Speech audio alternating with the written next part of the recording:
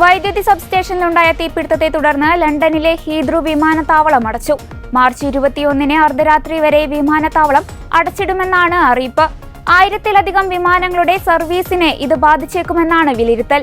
നിരവധി വിമാനങ്ങൾ ഇതിനകം വഴിതിരിച്ചുവിട്ടിട്ടുണ്ടെന്ന് ഫ്ലൈറ്റ് ട്രാക്കിംഗ് വെബ്സൈറ്റായ ഫ്ലൈറ്റ് റാഡാർ 24 റിപ്പോർട്ട് ചെയ്തു.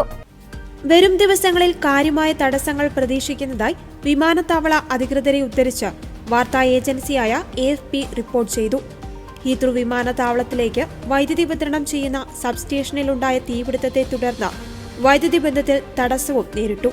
യാത്രക്കാരുടെയും വിമാനത്താവള ജീവനക്കാരുടെയും സുരക്ഷ ഉറപ്പാക്കുന്നതിനായി 21-ന് അർദ്ധരാത്രി വരെ ഹീത്രൂ വിമാനത്താവളം അടച്ചിടുമെന്നാണ് വിമാനത്താവള അധികൃതർ എക്സിൽ അറിയിച്ചത്.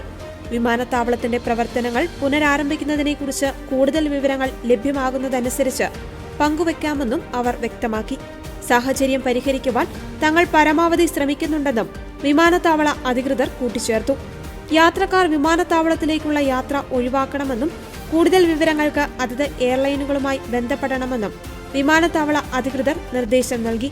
ലണ്ടനിലെ ഹെല്ലിംഗ്ടൺ ബറോയിലെ ഹെയ്സിയിലുള്ള നോർത്ത് ഹൈഡ് ഇലക്ട്രിക്കൽ സബ്സ്റ്റേഷനിലായിരുന്നു തീപിടുത്തമുണ്ടായത്. തീപിടുത്തത്തിന്റെ കാരണം വ്യക്തമായിട്ടില്ല.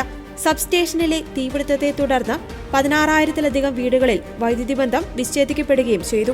150-ലധികം ആളുകളെ ഒഴിപ്പിച്ചതായി ബ്രിട്ടീഷ് മാധ്യമങ്ങൾ റിപ്പോർട്ട് ചെയ്തു.